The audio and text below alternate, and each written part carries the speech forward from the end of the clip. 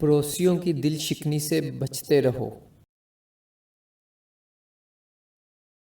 حضرت امام ابو حامد غزالی رحمہ اللہ تعالیٰ نے احیاء العلوم میں نقل فرمایا ہے کہ تم اپنے گھر کی عمارت کو اتنی اونچی نہ کرو جس سے پڑوسی کا گھر ڈھک جائے اور اس کے گھر میں ہوا پہنچنے سے رکاوٹ بن جائے۔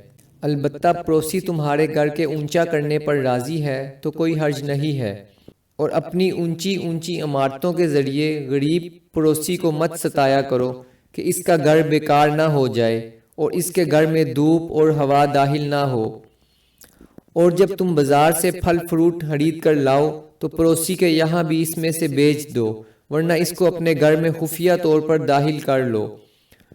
اور تمہارے بچے پھل لے کر باہر نہ نکلیں کہ اس سے پڑوسی کے بچے کبیدہ خاطر ہوں گے، اور اپنی پکی ہوئی ہانڈی سے اور اپنے پکوان کی خوشبو سے پڑوسی کو مت ستاؤ۔ ہاں، البتہ پڑوسی کے یہاں اس میں سے کچھ بیچنے کا ارادہ ہے تو کوئی حرج نہیں۔